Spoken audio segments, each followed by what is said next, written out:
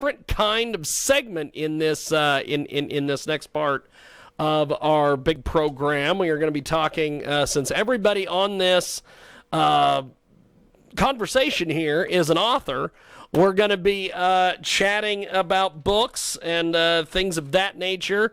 And before we get into that, let's tell you, we are live here on iHeartRadio, also AMFM247.com, TuneIn, iTunes, and Radio Loyalty.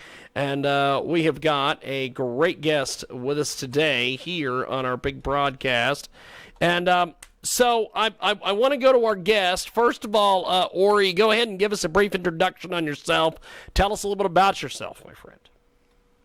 Sure. My name is Ardre Orie, and I am the CEO and founder of 13th and Joan Publishing House, which is the fastest-growing Black-owned publishing house, and we tell extraordinary stories by extraordinary souls. I have been writing for over 30 years, and I also serve as a ghostwriter to many. But most importantly, my goal is to make sure that untold stories are told and that they are told with truth and conviction without apology. Now, Ardre, how did you get involved in publishing? So I had resigned from my position as an assistant principal, and I wanted to relaunch a career as a writer. And I was really looking for ways to get my work out. I was looking for a publishing opportunity. And in that search, I didn't really find a fit for myself or for my project. And so that caused me to do a lot of research. And then eventually I created my own publishing company. It was exclusively for my own work. That was the start of it. And eventually I got more and more requests of people asking me to assist them through the process, or to help them write, or to help them make sense of their stories and the things that they had been holding inside. And so I then recognized, well, wow, this is a business venture that I need to launch so that I can be of service to more people. And so that is how 13th and Joan Publishing House became a home to other stories as well. Fantastic. So being a writer and being basically going in and creating your own publishing house, how difficult was that to put all that together?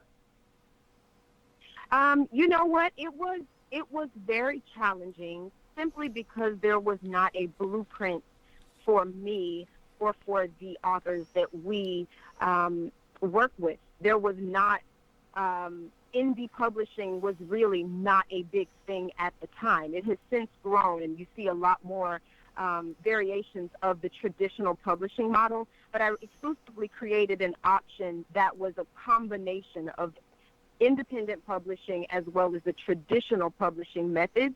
And so I created something that really wasn't there. So I would say that, it was difficult because there was not mentorship or someone that I could really look to for answers, and a lot of it was trial and error and really working with people who believed in our mission. But I do think that anything worth having is worth working for, so we were happy to put in the work. Awesome. We have got a great guest with us today. Ardre Orie is with us, and she has an amazing website, IamArdreOrie.com, and we are having an interesting conversation today because all three of the people on this call, IQ Al Rizzoli, Dan Perkins, and Ardre Orie, are all authors, and a lot of them have also had to publish their own work on their own due to various things and gatekeepers in the publishing industry. One of the things that I would like to get at least your thoughts on, Ardre, before I turn IQ and Dan loose on you, is why is it that there are so many gatekeepers and so many people in publishing that don't let, if they don't agree with what your stance on things are, they're not going to let that move forward, and it's very hard to get things published? Sure. I think that, honestly, the answer to that is very simple. Media and stories control what we believe. It controls what we purchase. It controls who we think we are. It controls history, and present.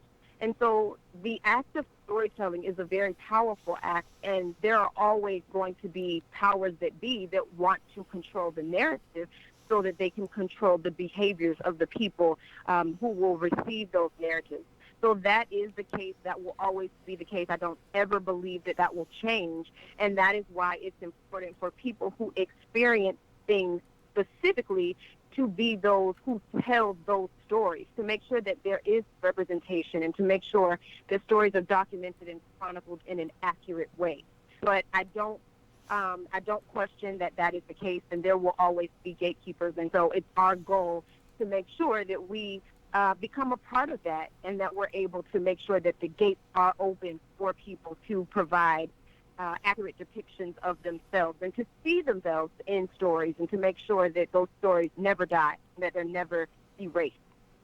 So I go to IQ Al Rizzoli. IQ, by a lot of estimations with folks, is very controversial. He has written several books, including Lifting the Veil, about Muhammad and Islam. He has written a lot of stories about Islam and Muslims, and he has had to publish these things on his own because he can't get a publishing house to take that under his wing. And IQ, do you have any questions here for Ardre while we've got her here? I would like to congratulate her and thank her for what she's doing. By the way, Dan is trying to get through to us, and he hasn't been able to. I think Dan might. Dan, yeah, Dan's with us. Go ahead, IQ. Finish what you were saying here to the guest. The question is, if somebody like me, for example, if I wanted to publish another book, do I come directly to you? How do I do it? Sure. That question is for me, right? Yes. Go ahead, Ardre. Oh, okay. Wonderful. Sure. Absolutely. That is the reason why we exist. You know, our parameters are really making sure that what we do is not harmful to anyone, but we stand firmly on truth. And in many instances, that truth is not always popular, but the truth is the truth. And so, you know, we all have our truths, and we love to be able to assist authors in that. So, yes, authors come directly to us. They visit our website. There are several ways, you know, that we can be reached, and we're very accessible. But our goal is to make sure that stories are told in truth. So, yes. That's awesome. We have got a great guest with us today. Ardre Orie is with us. She is a social activist, a publisher. She's an author on a mission to give marginalized voices a platform to speak. And she is the CEO of 13th and Joan Media and the founder of 100 Seeds of Promise Literary Initiative. Tell us about what 100 Seeds of Promise Literary Initiative is. Sure. So I watched, unfortunately, the video of Philando Castile, who was a Black man who served his community and worked at an elementary school, and he was murdered senselessly in his car with child and fiance in the car with him by a police.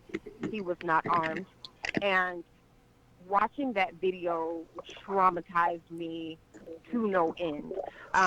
We know that there are many videos like that, but that particular video was the first time that I could honestly say I watched it, and it penetrated the surface in a way that I never wanted to experience again. Unfortunately, we continue to see that same story play out over and over again. I was very adamant about figuring out what I could do. How could I help? What could I do to make a difference? Because the one thing that I felt and shared with many people was feeling helpless. And so I started to do some research and look at our industry, and I realized that there were a lot of Black and brown men who were, quite frankly, not published authors. Started to do some more research and kind of digging and trying to find out, well, why is that? Why is that the case? And so I received a letter from a gentleman who wanted to publish his book, and his book was about being a Black father. And he was given a rejection letter, several of them actually, and told that that there was no space in the industry for a story like that. No one wanted to read it, was the translation. And I thought, that is not true. I know that that is not true. I know that there are people who would love to read a book like this and whose libraries it would, perform well in, and bookstores, etc.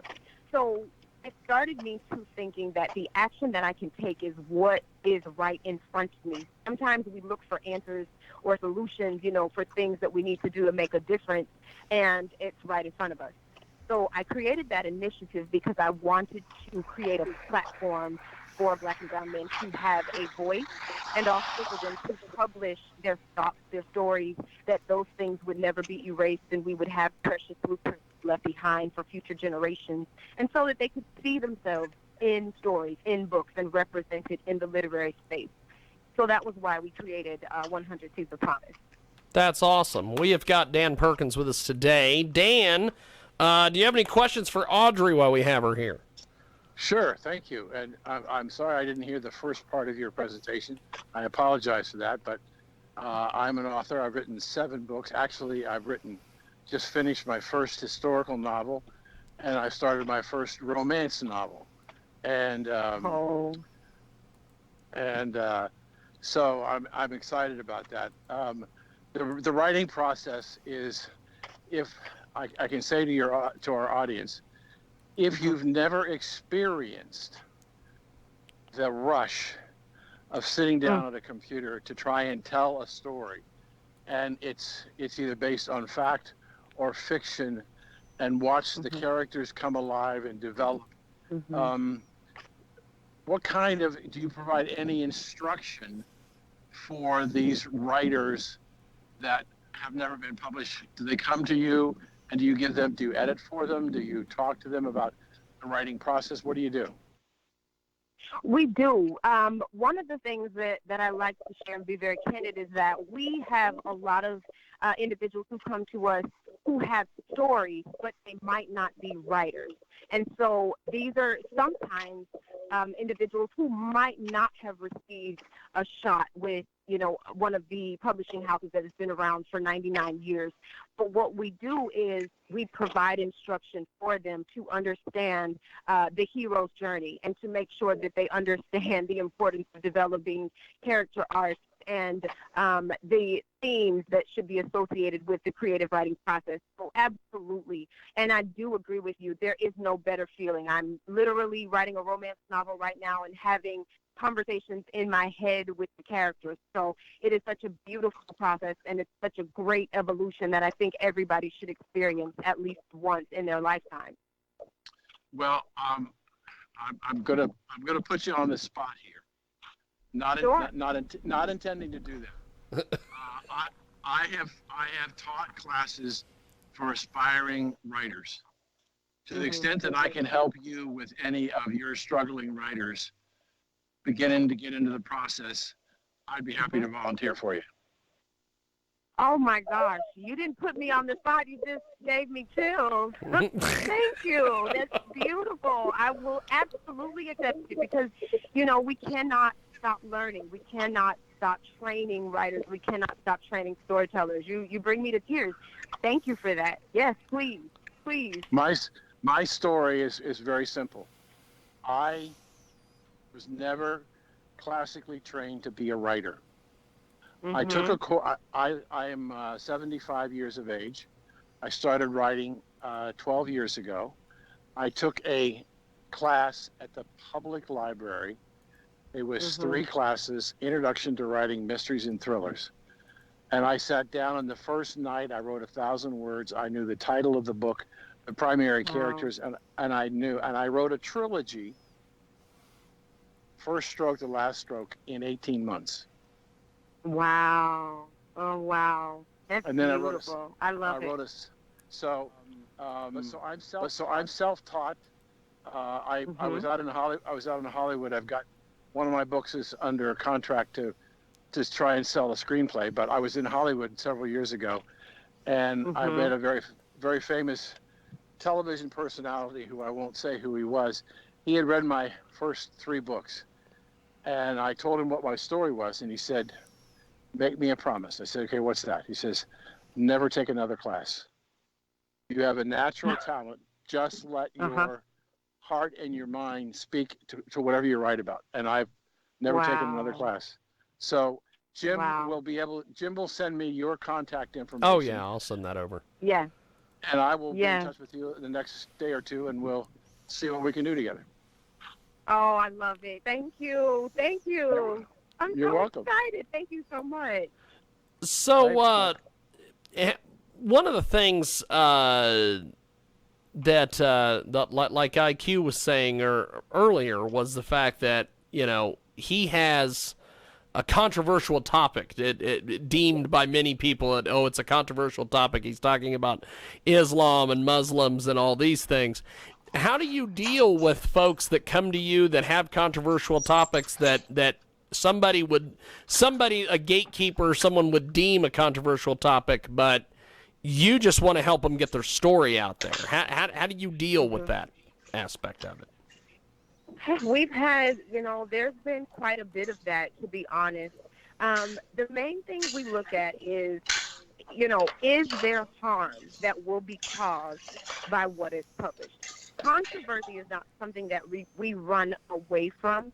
We are more so concerned with harm. We are not, by any stretch of the measure, going to do anything that causes harm. Now, if someone decides that content is not for them, they do not like it, or even they don't agree with it, that's always going to be the case. There will always be something that not everyone agrees with, and so that's never a concern. Ours is always focused on harm. That is the only way that we reject something that is going to be harmful to a group of people. But controversy is just where we are. The thing about this climate is we have pulled the roof off of feeling uncomfortable.